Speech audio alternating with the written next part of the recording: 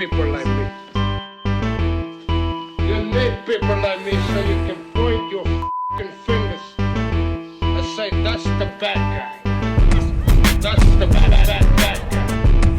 That's the bad guy. That's the bad guy. That's the bad guy.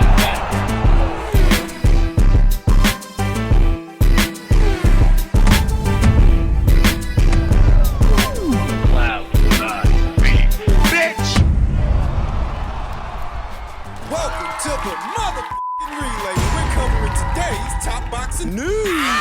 Okay, we'll start with this Saturday on the undercard of Sebastian Fundora's upcoming match on Showtime. His younger sister, Gabriella Fundora, is going to be returning to action. This won't be the first time the brother and sister duo have shared the same card. Continuing the family legacy, the Fighting Fundora is going to be sharing the ring with Guatemala's own Maria Macheo Santizo. You might be familiar with that name. That's the same Maria Santizo that Sinicia Estriadia shared the ring with in late 2021. She stopped her. This is a good litmus test for Gabriella. Gabriella, who sports a professional record of 10 wins with no losses, no draws, 4 knockouts. a southpaw, a statuesque one, having many of the same physical advantages that her brother has when he goes into a fight. Gabriella Fundora is very statuesque for a flyweight, towering over most other flyweights in the women's flyweight division. And because of that, The possibilities are endless. She could see herself becoming a champion at flyweight, super flyweight, as high as bantamweight. and don't forget that she's only 21 years old. Her body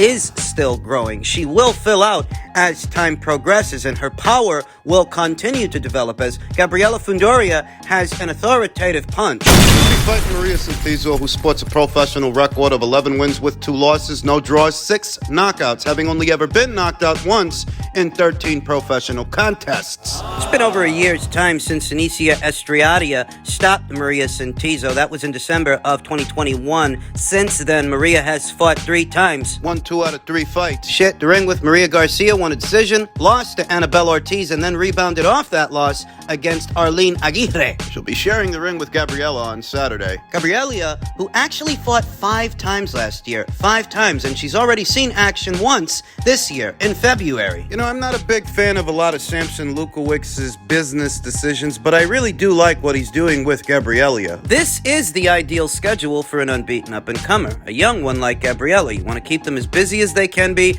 as active as they can be, so they can bank as many rounds as they can, garner as much experience as they can. They're doing a really good job with Gabriella. Gabriella Fundora, who fights out of the southpaw stance, and as stated, she's very statuesque for this weight. Shows a good lead hand, good jab, good at managing the distance and setting up other punches. Some good punch picking. She can fight from the outside and effectively fight on the inside, just like her older brother, Sebastian Fundora, who really does favor the phone booth. Favors mid-range to inside fighting as opposed to outside jabbing. Young Gabriella can do a bit of both, and at just 21 years old, she already has power, you understand. She lands with authority. This is what she's looking like now. Imagine what she's going to look like a couple more fights in a couple more years from now. I see a champion in Gabriella Fundora. That's what I see. And this Saturday, I'm going with Gabriella to beat Maria Santizo, though it will be interesting to see how she handles her, because this is a fighter who is somewhat more experienced than Gabriella, having shared the ring with far more experienced fighters than Gabriella, like former champion Annabelle Ortiz and Sinicia Estrada. it'll be interesting to see how Gabriella fares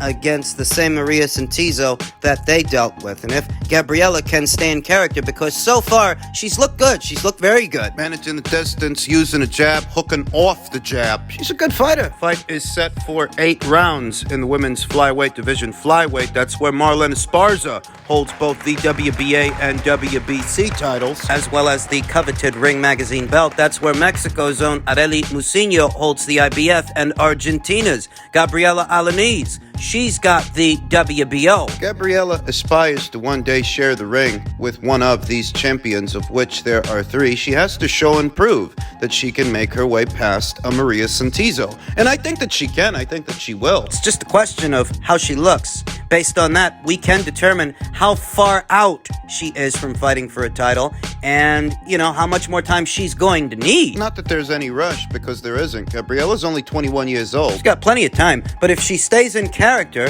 keeps looking the way she's looking, it's conceivable that she might actually fight for an alphabet title at some point before this year is out. Looking good so far. I'm going to go with Gabriella Fundora to win, and I'm going to go with Gabriella to win on points. Conservatively, I think she can do that. At minimum, I think she can win a decision.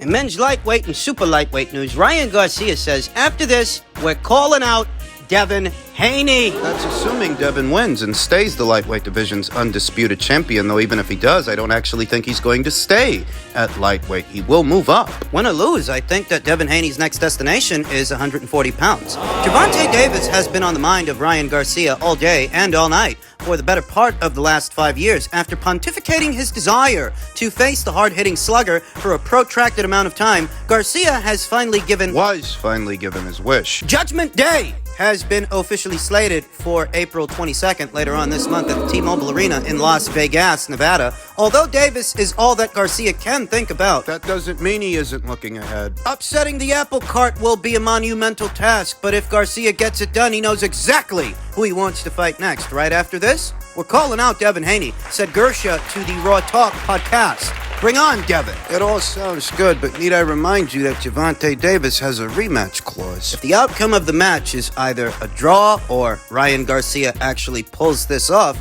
and he beats him, Gervonta Davis has the option to run it back with him. Run it back. In that situation, Ryan would be contractually obligated to fight Gervonta for a second time. That's if Ryan wins. Ryan loses, and he gets stopped. He gets knocked out. I hardly think he's going to move straight into a Devin Haney fight straight away. That being said, as good as this might sound, I'm not holding my breath. on the outside looking in, when juxtaposing the pair, both Haney and Davis would appear to be two completely different fighters with two totally different games. Still, despite Davis and Haney going about their business in contrasting ways, both are smack dab in the middle of their respective primes, and that, in Garcia's view, is what's driving him to take them on. That's another prime-on-prime fight. Bring on Devin. I fought him 6 times in the amateurs. Now, we need to have the 7th one. Both Ryan and Devin are set to make their pay-per-view debuts in separate bouts. Ryan's going to be in action later on this month on the 22nd, and the following month, late in May, Devin is going to be taking on Lomachenko in defense of his undisputed crown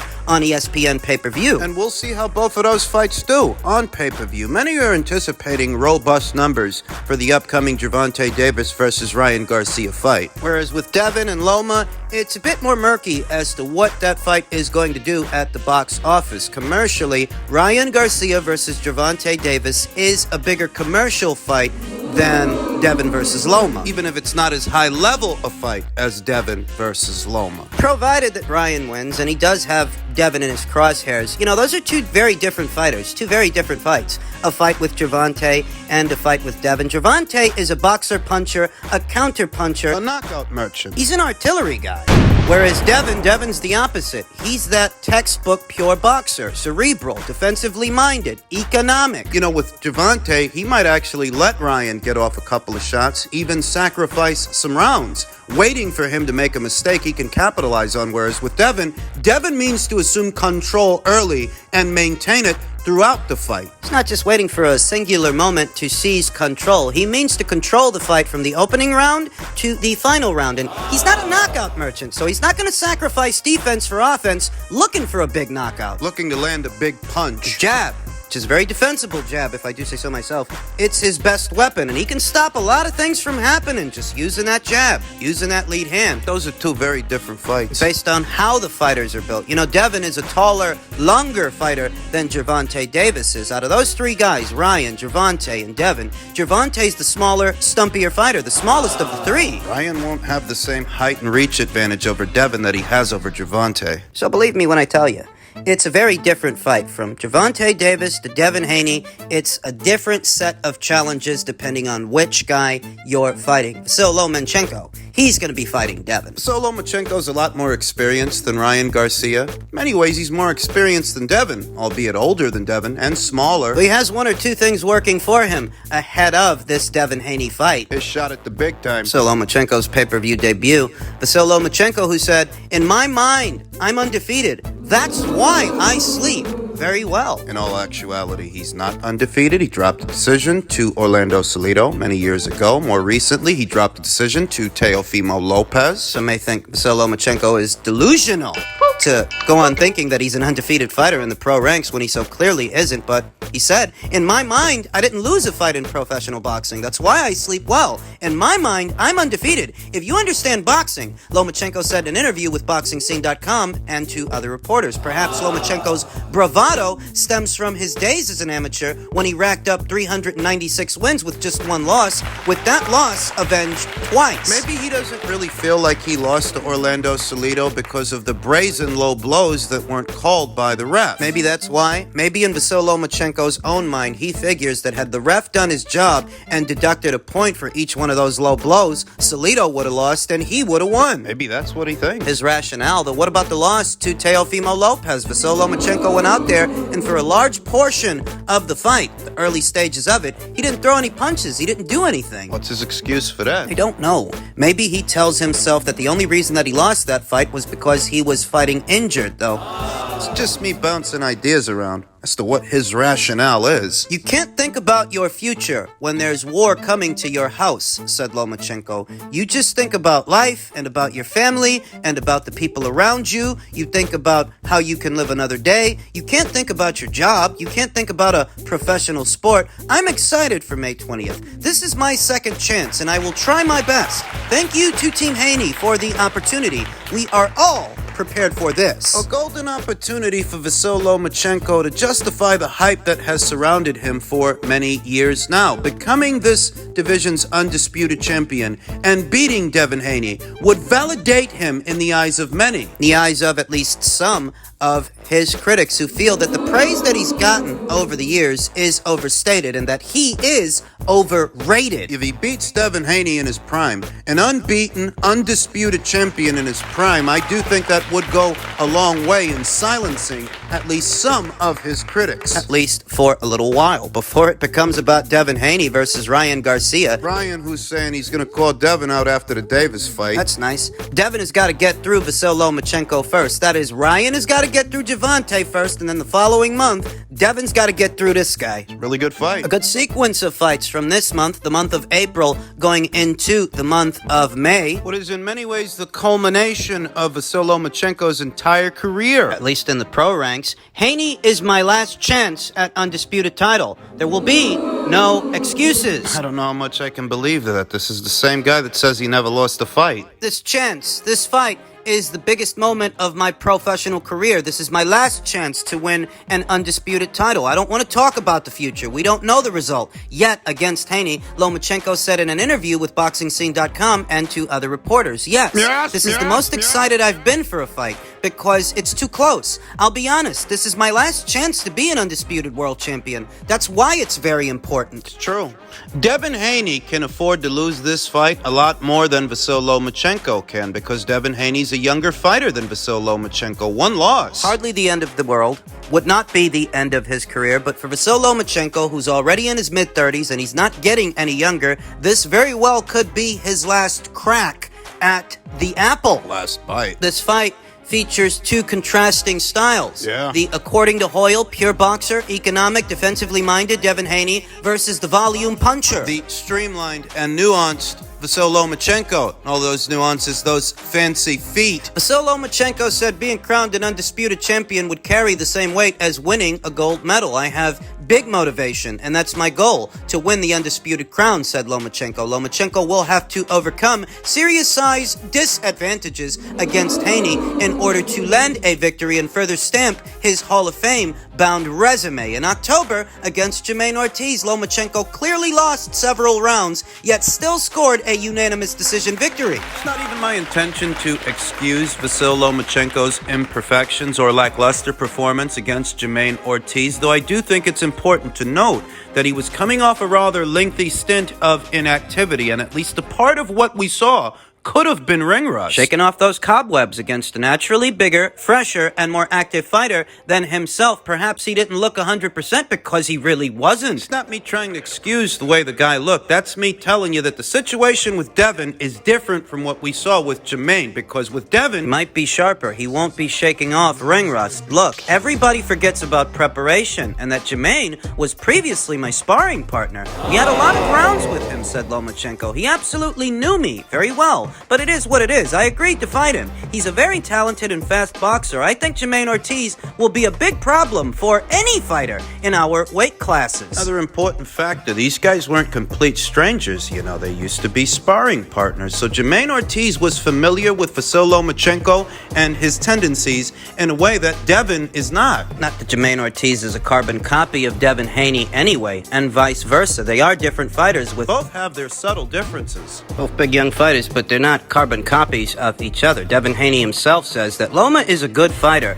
but I'm just on a totally different level, and he has yet to prove that. I happen to think that the same George Kambosos that Devin Haney fought 2 times wouldn't have been able to go the distance with Vasyl Lomachenko. Those styles, as they say. They do make fights. We can't use a hypothetical matchup to gauge how good Devin is or isn't. Compared to Loma, they have to fight each other to prove that. The better opposition, you know.